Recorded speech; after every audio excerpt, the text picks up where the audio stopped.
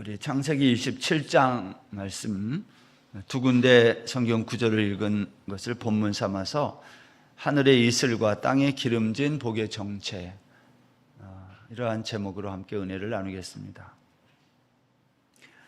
저를 포함해서 성경을 읽는 대부분의 사람들이 눈이 어두워진 아버지를 속여서 장자의 축복을 가로챈 야곱의 이야기를 읽을 때 이상하게 생각하는 것이 하나 있습니다. 그것은 이삭은 왜 자신이 속았다는 것을 알았을 때 그것을 왜 즉시 바로 잡지 못했을까 하는 겁니다. 이런 거죠. 다시 야곱을 불러서 내가 나를 속여서 장자의 축복을 받았다. 나를 속인 거기 때문에 이 축복은 무효다, 취소한다. 그렇게 할 수 있어요. 그리고 에서를 다시 불러서 에서에게 장자의 축복을 내리면 되는 겁니다. 그런데 그렇게 하지 않아요. 왜 그렇게 했을까? 그런데 더 놀라운 것은 성경은 이와 같은 우리의 상식적이고 평범한 생각과는 다르게 이삭이 이와 같은 상황에서 했던 말을 이렇게 기록하고 있어요. 33절 말씀인데요. 이런 말씀이에요. 이삭이 심히 떨며 이르되 그러면 사냥한 고기를 내게 가져온 자가 누구냐? 내가 오기 전에 내가 다 먹고 그를 위하여 축복하였은즉 그가 반드시 복을 받을 것이다. 자기가 속았다는 것을 알면 여러분 이렇게 말하기가 어려운 거예요. 이삭은 이 축복은 무효다 이렇게 말하지 않은 것은 물론 몸을 심하게 떨면서 뭐라고 말했다고요? 야곱이 반드시 복을 받는다고 확인해 주고 있어요. 여러분 한번 생각해 보세요. 한 번 준 장자의 축복은 바꿀 수 없는 것일까요? 그 이유가 있다면 무엇일까요? 창세기 27장과 이후에 있는 성경에 야곱의 스토리를 이해하는 데 있어서 이 부분이 좀 중요해요. 여러분, 우리가 여기에서 알아야 될 것이 하나 있는데 성경은 우리에게 아브라함이나 이삭이나 야곱의 이야기를 하려고 하는 것이 아니다라는 거예요. 성경은 아브라함, 이삭, 야곱과 같은 사람들의 이야기를 우리에게 하려고 하는 것이 아니라 결론부터 얘기하면 이들의 이야기를 통해 예수 그리스도와 교회의 이야기를 말하려고 한다는 거예요. 그래서 성경 공부를 해야 되는 거예요. 성경 공부를 해서 이러한 것들을 우리가 하나씩 배워 나가는 거예요. 아브라함, 이삭, 야곱의 이야기를 읽지만 사실은 예수 그리스도와 교회의 관계 이야기라는 겁니다. 우리는 앞으로 이러한 말씀들에 주목해서 성경을 보려고 해요. 먼저 생각할 게 있습니다. 그것은 하나님의 이삭을 통해서 야곱에게 주신 복이 두 가지가 있어요. 그 첫 번째는 내가 땅을 주겠다는 거예요. 두 번째는 너의 자손이 번성하게 될 거다. 이 두 가지 복, 땅을 주겠다, 자손을 주겠다, 이 복은 아브라함에게, 이삭에게 하나님이 약속했던 똑같은 복이에요. 여러분, 하나님이 처음에 아브라함을 불러서 약속한 복이 있습니다. 그게 뭐였어요? 내가 너에게 보여줄 땅으로 가라는 거예요. 하나님이 아브라함에게 주시겠다고 약속한 땅은 아브라함이 가보니까 그 땅이 어디였어요? 가나안의 세겜이라는 땅이었어요. 그리고 오늘 27절, 28절 오늘 본문에서는 그 세겜 땅, 하나님이 주시겠다고 한 그 약속의 땅을 가리켜 무슨 땅이라고 했냐면 기름진 땅이다 그랬어요. 27절 보세요. 내 아들의 향취는 여호와께서 복 주신 밭의 향취로다. 하나님은 하늘의 이슬과 땅의 기름짐이며,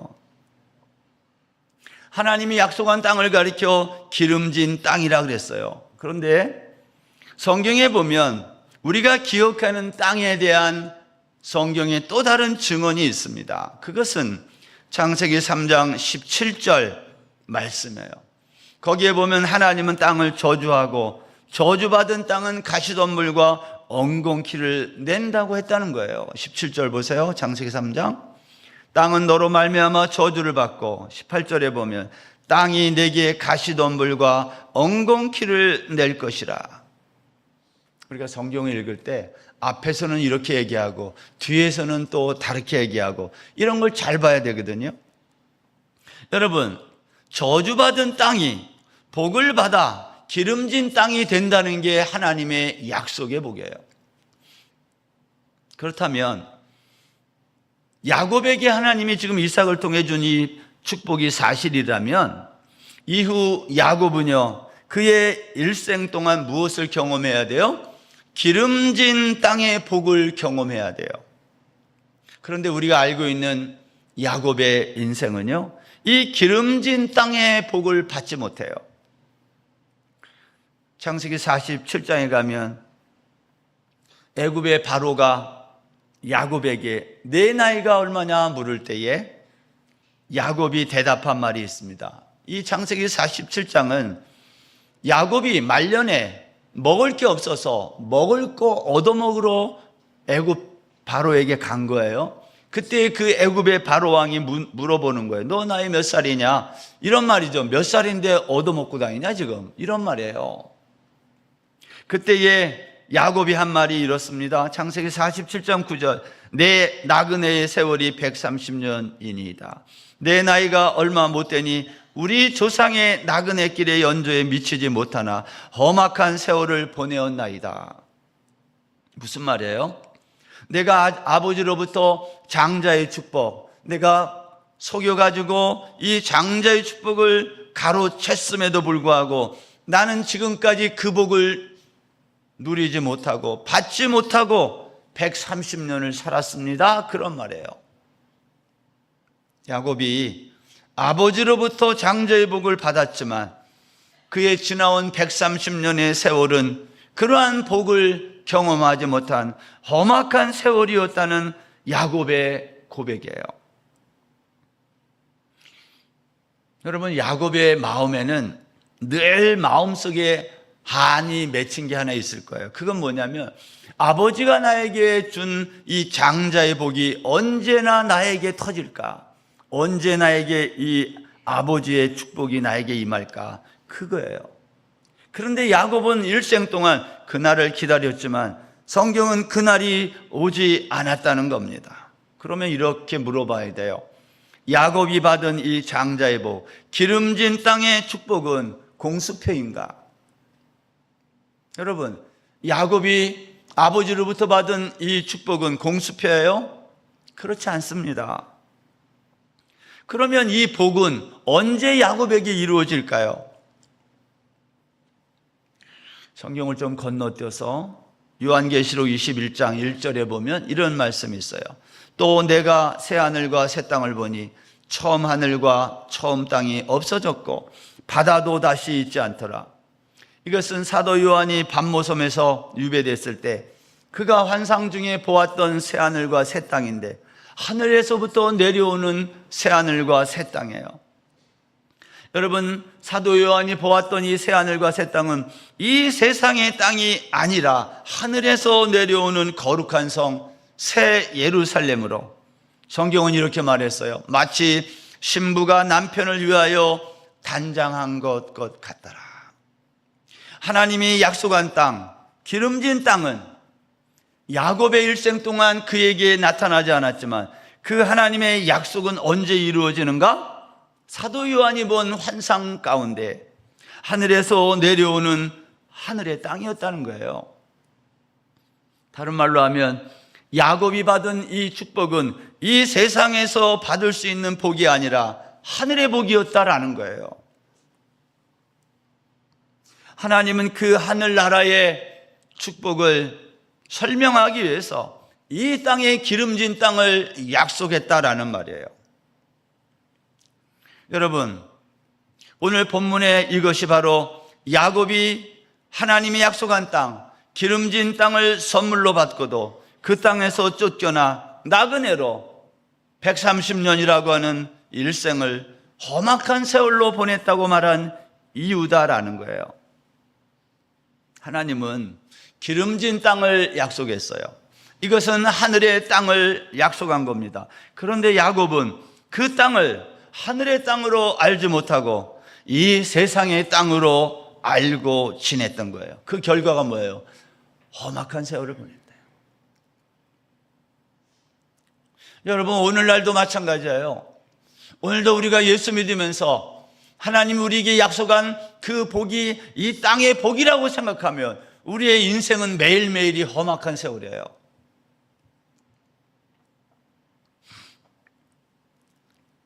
야곱은요, 자기가 약속받은 그 기름진 땅을 하늘의 땅으로 알지 못한 채 이 세상의 땅으로 알고 어떻게 해서든지 그 땅을 쟁취하기 위해 형도 속이고 아버지도 속인 거예요.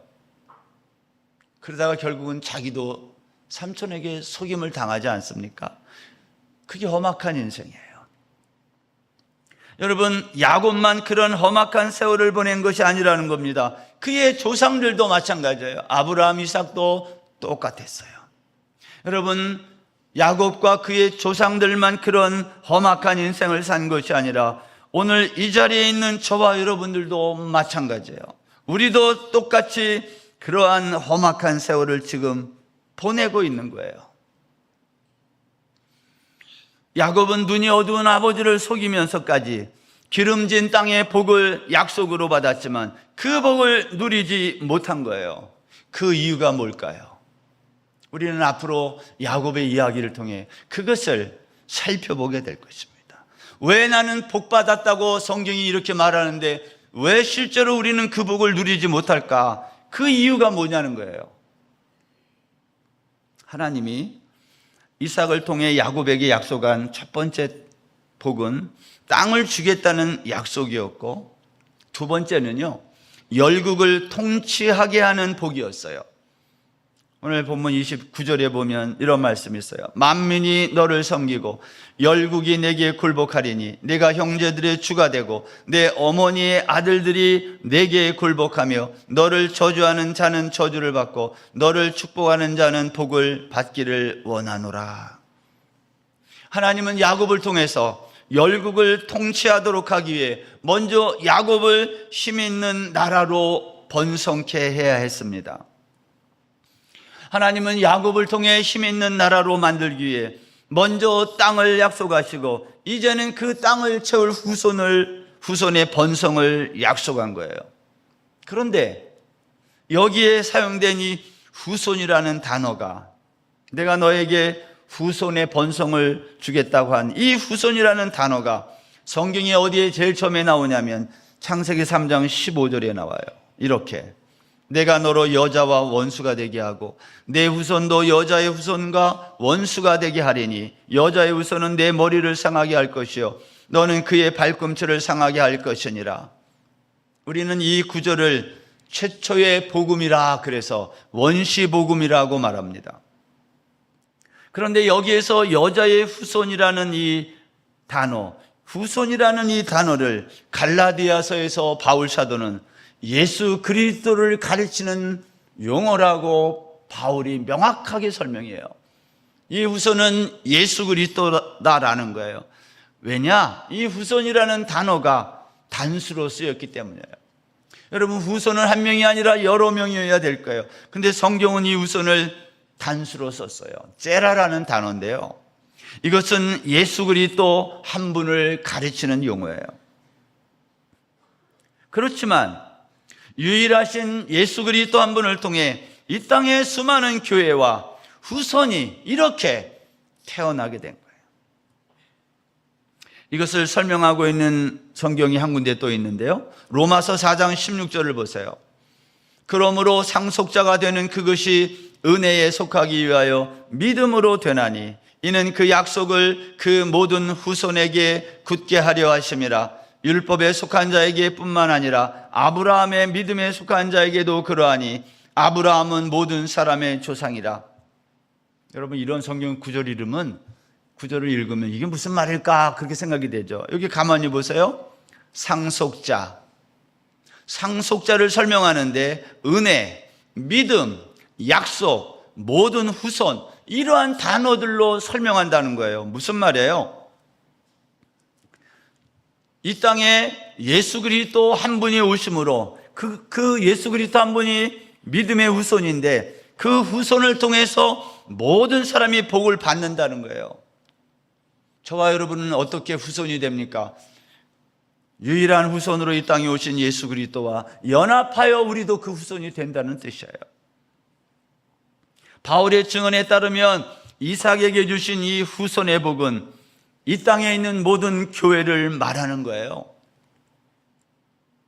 이삭이 야곱에게 축복한 장자의 복이란 뭐냐? 궁극적으로 이 땅에 교회를 통해 이루어질 하나님의 축복이었던 것입니다. 그런데 문제가 생겼어요. 하나님의 이 놀라운 하늘의 복을 야곱은 이 땅의 복으로 알고 이 땅에서 그 복을 얻기 위해서 형을 속이고 아버지를 속이고 가로챈 거예요. 그리고 험악한 세월을 보냈다 그 말이에요. 야곱이 왜 험악한 세월을 보냈는지 이해하시겠습니까? 그렇다면 이제 우리는 야곱의 이런 행위를 어떻게 바라보아야 되겠는가 하는 거예요. 어떤 사람들은요, 이와 같은 하나님의 놀라운 복을 교회가 받는 이 과정에서 역할을 한 야곱의 행위를 보면서 할 수만 있으면 야곱이 잘 돼야 되는 거예요. 왜냐하면 우리가 야곱을 따라가거든요. 그래서 야곱의 행위를 미화하고 정당화하고 합리화하려고 계속 노력해요. 왜냐하면 야곱을 속이는 자다, 사기꾼이다, 그렇게 말하게 되면 그 모든 영향이 누구에게 와요? 나에게 오는 거예요. 왜? 내가 야곱을 따라가고 있거든요. 여러분, 제가 한 가지 묻겠습니다. 우리의 신앙생활이요, 어떤 수단과 방법을 다 사용해도 결과가 좋으면 다 좋은 겁니까? 예를 들면 이런 거예요. 내가 구원받은 하나님의 백성으로 구원만 받는다면 이 땅에서 뭔 짓을 하며 살아도 괜찮은 거예요? 누가복음 5장에 가면 한 중풍병자를 무리들이 침상에 메고 와서 예수님에게 고침을 받으려고 했는데 너무 사람들이 많아 예수님께로 들어갈 수가 없게 됐어요. 19절 말씀에 보면 그때 이런 말씀이 있어요. 무리 때문에 메고 들어갈 길을 얻지 못한지라 지붕에 올라가 기와를 벗기고 병자를 침상째 무리 가운데 예수 앞에 달아내리니. 여러분, 이 본문에 대한 설교를 들어보신 적이 있는지 모르겠는데, 그래서 어떤 사람들은 이 무리들의 열심, 이 무리들의 열정을 미화시켜요. 근데 가만히 생각해 보세요. 자기 병 고치겠다고 남의 집 지붕을 뜯어내는 게 잘하는 겁니까? 오늘날로 말하면 주거 침입죄예요. 재산 상해죄. 이거 다 법적으로 문제가 되는 거 아닌가요? 근데 우리는 이 본문을 읽으면서 이 무리들의 열심에 관심을 가져요. 그리고 이 무리들의 열심을 배우자는 거예요. 틀렸어요. 성경은 그런 얘기를 하려고 하는 것이 아닌 거예요. 여러분, 내가 은혜 받기만 하면 그 과정은 아무렇게나 해도 되는 거냐 이 말이에요. 그렇지 않아요. 여러분, 더 놀라운 것은 이 광경을 지켜보신 예수님의 반응이에요. 누가복음 5장 20절에 보면 이런 말씀이 있어요. 예수께서 그들의 믿음을 보시고 이르시되 이 사람아 내 죄사함을 받았느니라. 예수님은 이것을 그들의 믿음으로 보시면서 그 사람에게 너의 죄가 용서받았다고 말했다는 거예요. 그러니까 그것을 보고 있던 그곳의 서기관과 바리새인들이 예수님에게 또 따지고 들었어요. 하나님 외에는 누가 죄를 사할 수 있느냐? 너 신성모독이다 하면서 시비를 걸어왔어요. 그때 예수님이 그들의 이와 같은 마음의 생각을 아시고 이렇게 말씀했어요. 23절 24절 내 죄사함을 받았느니라 하는 말과 일어나 걸어가라 하는 말이 어느 것이 쉽겠느냐? 그러나 인자가 땅에서 죄를 사하는 권세가 있는 줄을 너희로 알게 하리라. 여러분, 누가복음 5장에 나와 있는 중풍병자가 침상을 지붕을 뜯고 달아내려 고침받은 이 이야기를 우리들이 읽으면서 우리가 주목해야 될 것은 지붕을 뜯으면서까지 한 사람의 병을 고침받도록 한 이 무리들의 열심을 본받자가 아니에요. 예수님도 이들의 놀라운 열심, 믿음을 보시고 죄사함을 받았다고 말씀하지 않았느냐? 그렇게 말하면 안 돼요. 이 사건에서 우리가 주목해야 되는 것은 24절에서 예수님이 하신 말씀이에요. 무슨 얘기? 인자가 땅에서 죄를 사하는 권세가 있는 줄을 너희로 알게 하는 것에 있다. 이 말씀에 있어요. 여러분, 인자가 땅에서 죄를 사하는 권세가 있는 줄을 너희로 알게 하기 위해서 예수님은 그 병자도 고치고 그들에게 믿음이 있다고 말했다는 거예요. 그들이 한 행위가 예수님이 말씀한 중요한 내용이 아닌 거예요. 여러분, 이 사건은 결말이 어떻게 나는지 아세요? 병상에서 일어나 그 병자가 하나님께 영광을 돌리고 자기 집으로 돌아갔고, 그것을 지켜본 모든 사람들도 하나님께 영광을 돌리며 우리가 오늘 놀라운 일을 보았다고 고백했다는 데 있어요. 이 사건의 초점이 병자도 아니고 그 데리고 온 사람들도 아니고, 이 사건의 초점은 예수님에게 있었다는 거예요. 죄를 사하는 권세가 있으신 예수님, 그분은 하나님이라는 것이에요. 예수님은 내가 하나님이라는 것을 많은 사람들에게 가르치는 데 목적이 있었지, 병자를 고치고 그들이 한 행위를 칭찬하고 너희들 그렇게 해도 괜찮아, 그런 얘기가 아니다라는 거예요. 강조점이 사람들에게 있지 않고 예수님에게 있다는 겁니다. 여러분, 성경을 읽을 때 이러한 걸 조심해야 돼요. 로마서 9장 11절도 보면 이런 말씀이 있어요.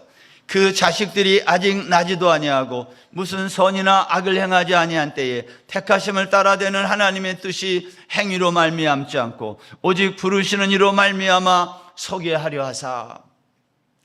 여러분, 성경 역사의 주인공은 인간이 아니라는 것을 꼭 기억해야 돼요.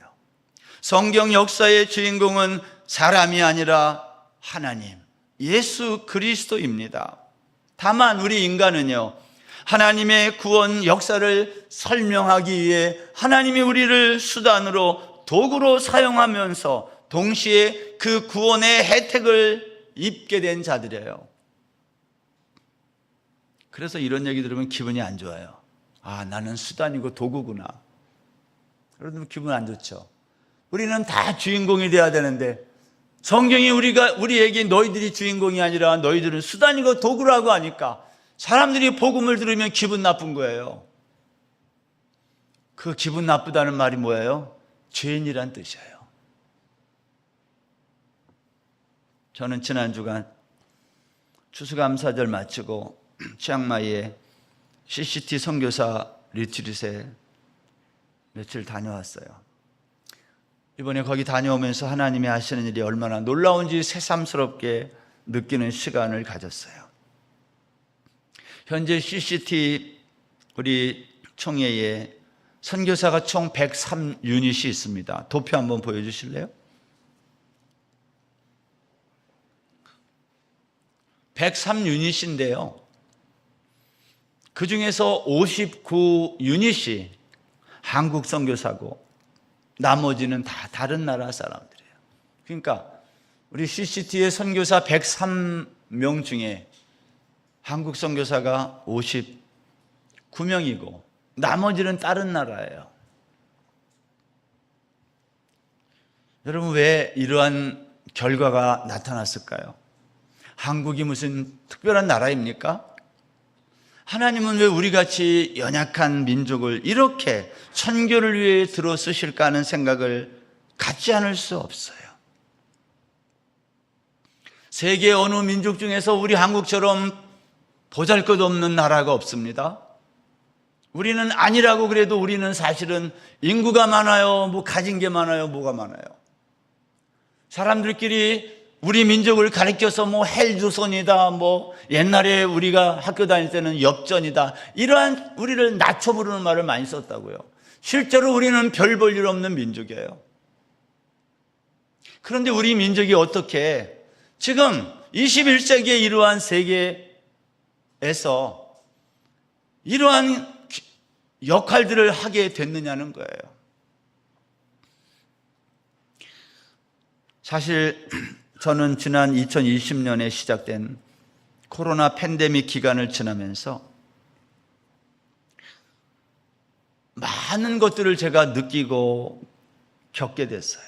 특별히 저는 코로나 팬데믹 그때 겪으면서 우리 교회 최초로 걸려가지고 그랬잖아요, 제가.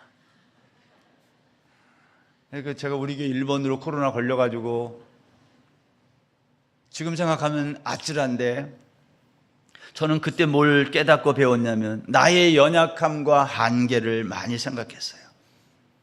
왜 하나님은 나에게 좀 더 힘을 주시고 나에게 좀 더 돈도 주시고 좀 더 많은 인맥도 주시고 더 많은 지식도 주시고 그렇게 하지, 왜 나에게는 이렇게 연약함과 한계를 많이 주실까? 저는 그러한 생각을 참 오랫동안 많이 해왔어요. 그러던 중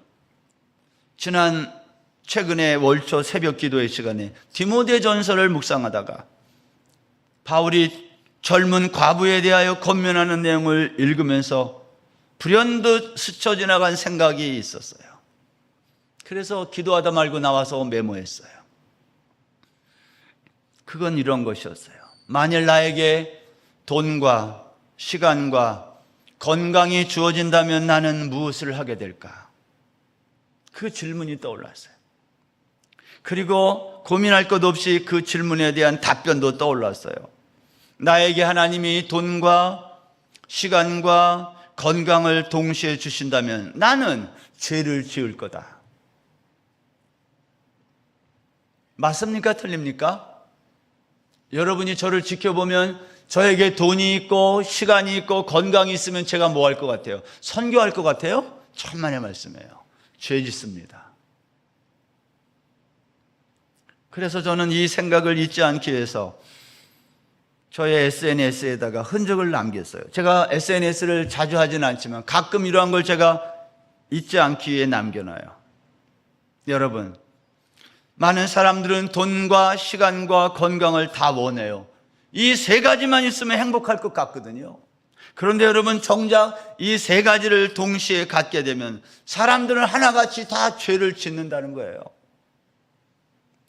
그래서 하나님이 셋 중에 어느 거 하나를 안 주면 그걸 감사해야지, 왜 나에게 안 주냐고 따지면 안 된다 이 말이야. 나 죄 짓겠다는 거거든요.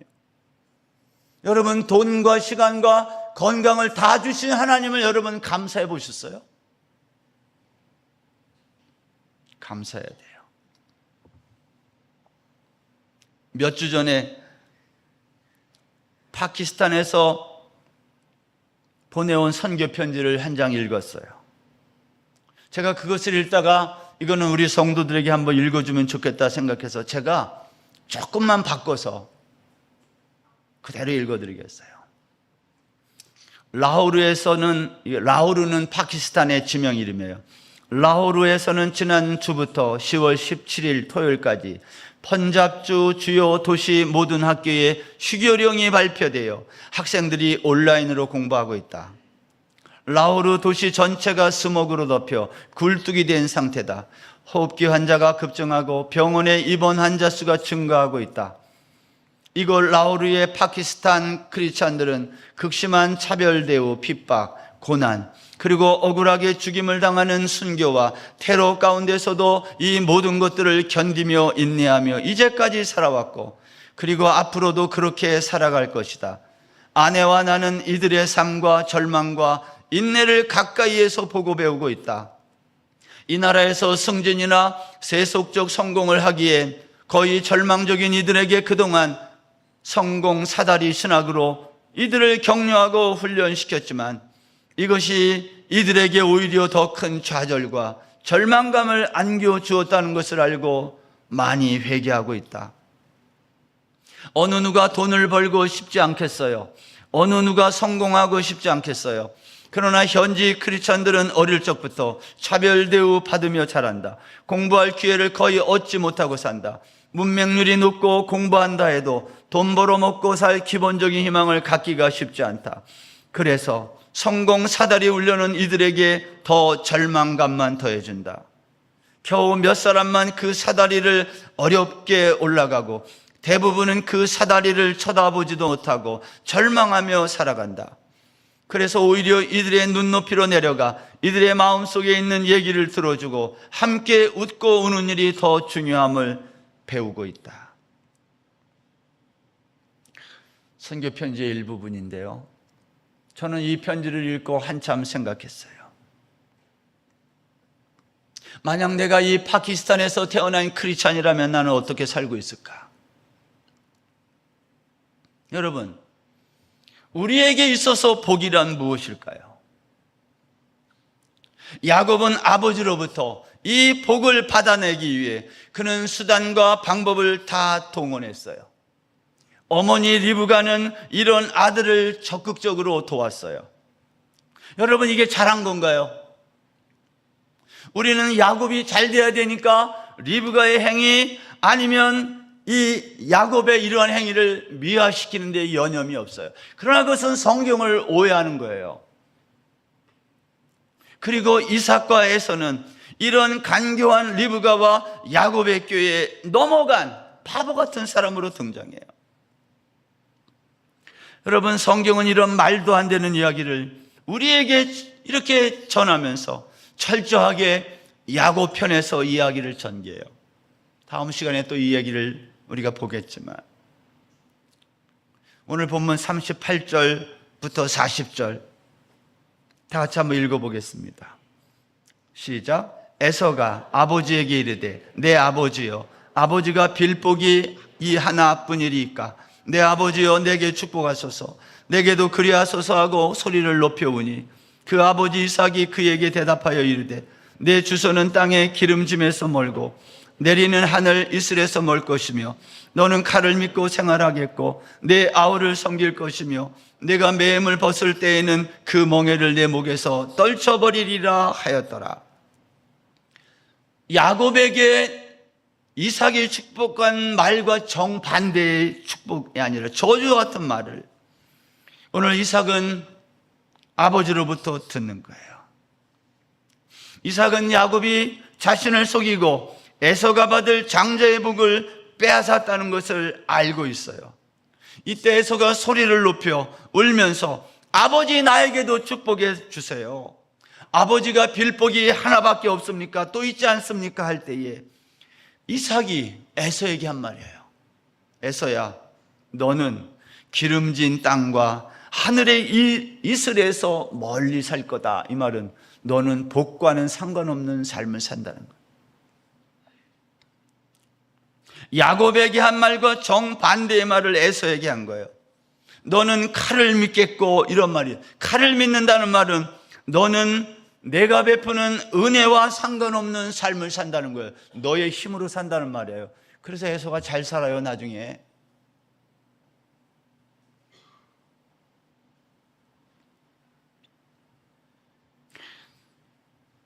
에서는 조그만 영토의 왕처럼 살아요.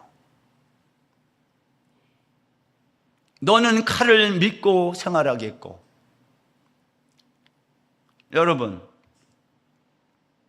너는 기름진 땅과 하늘의 이슬에서 멀리 살 것이다. 이 말은요, 너는 이 세상에서 복을 못 받는다는 말이 아니라 너는 야곱과 정반대의 삶을 산다는 거예요. 너는 너의 힘으로 복 받는다는 거예요, 이 땅의 복.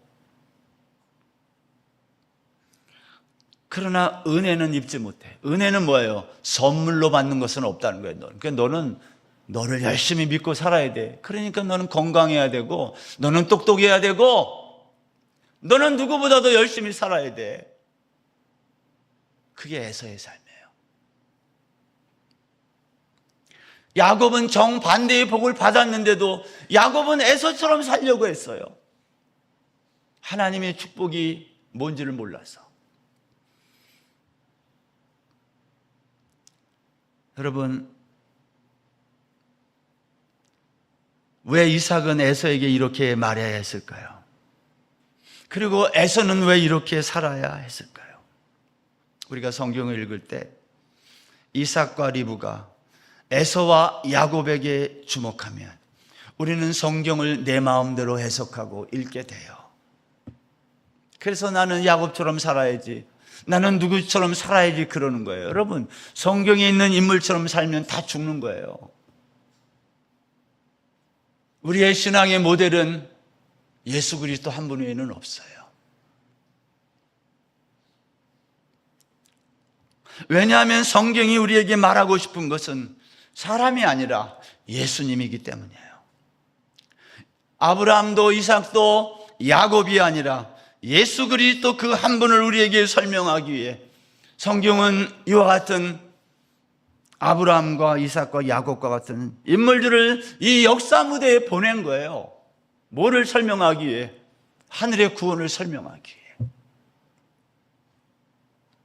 오늘 이 자리에 있는 저와 여러분 모두도 마찬가지예요. 그래서 성경은 우리를 뭐라 그래요? 교회라 그래요. 여러분, 교회는 뭐 하는 거예요? 하나님의 뜻을 이 땅에 이루어내는 삶을 살기 위해 존재하는 자들이에요. 그래서 우리는 이 땅에서 하나님의 구원을 성취하는 수단이며 도구로 살아가는 거예요. 이게 기분 나쁘면 그 사람은 죄인이에요. 여러분, 기분 상하지 않기를 바랍니다. 왜냐하면 우리만 이렇게 산 게 아니에요. 예수님도 우리처럼 살았어요. 빌립보서 2장 6절에 보세요. 그는 근본 하나님의 본체시나 하나님과 동등됨을 취할 것으로 여기지 아니하시고 오히려 자기를 비워 종의 형체를 가지사 사람들과 같이 되셨고 사람의 모양으로 나타나서 자기를 낮추시고 죽기까지 복종하셨으니 곧 십자가에 죽으심이라. 하나님이신 예수님도 이렇게 사셨는데 하물며 교회된 우리는 말할 것도 없어요. 근데 우리는 이러한 예수님의 삶이 싫어서 하나님의 약속의 복을 하늘의 복이 아니라 이 땅의 복이라고 믿고 싶은 거예요. 성경은 이 땅의 복을 말하지 않아요. 하늘의 복을 얘기해요. 그것을 우리가 창세기를 읽으면서 배워야 된다 이 말이에요. 아브라함의 인생을 통해서 그걸 배우고 이삭을 통해 배우고 야곱을 통해서 그것을 배우면 그 사람을 가리켜 구원받았다고 말하는 거예요. 성경의 복은 아브라함에게서 시작되어서 이삭과 야곱으로, 야곱에서는 이제 이스라엘이라고 하는 나라로 발전하고 신약이 오면 이 이스라엘이라고 하는 나라가 교회가 되는 거예요. 그리고 이 복은 하늘의 이슬과 땅의 기름진 복으로 하나님이 약속한 것인데 이 복은 우리 눈에 보이고 손으로 잡을 수 있는 이 땅의 복이 아니라 하늘의 복이며 하나님 나라이며 궁극적으로 이 복은 예수 그리스도예요. 우리는 이 복을 이 땅에서 이루라는 사명을 받은 교회입니다. 우리가 어떻게 살아야 되겠어요? 야곱처럼 험악한 세월을 보내며 살아야 되겠느냐 이 말이에요. 성경은 그렇지 않다는 것을 말하는 거예요. 야곱을 130년을 살았는데 여러분 130살이 돼가지고 남의 나라에 가서 먹을 것을 얻어먹는 신세가 이게 기름진 복을 받은 거냐는 거예요. 아니라는 것을 성경이 말하는 거예요. 근데도 우리는 야곱처럼 살고 싶어 하는 거예요. 안 된다 이 말이에요. 우리는 어떻게 살아야 되겠습니까? 여러분, 죄로 오염되어서 희미해진 하나님의 복을 믿음으로 인내하며 이루어가는 저와 여러분들 다 되시기를 바랍니다. 돈을 좀 못 버는 분이 있나요, 여기? 그래서 늘 돈을 꾸러 다녀야 되는 분이 여기 있어요? 그게 너무 힘듭니까? 어느 사람은 늘 몸이 아파서 병원을 드나들어야 되는 사람이 있나요? 어느 사람은 평생을 살았는데 아직도 내가 이 세상에서 사회적인 지위가 너무 밑바닥이야. 하나님, 나는 왜 이렇게 살아야 되나요? 나에게 복을 주신다고 했으면서. 그런 생각이 드는 분이 있다면 이삭이 야곱에게 준 그 장자의 복이 이 땅의 복이 아니라 저 하늘의 복이라는 것을 성경을 통해서 확실하게 깨닫게 되기를 주의 이름으로 축원합니다. 그 사람을 가르쳐 우리는 성도라 그래요. 이 한 주간도 하나님이 우리에게 약속한 이 복을 믿음으로 인내하며 그 복을 향하여 한 걸음 한 걸음 전진해 나아가는 저와 여러분 다 되시기를 주의 이름으로 축원합니다.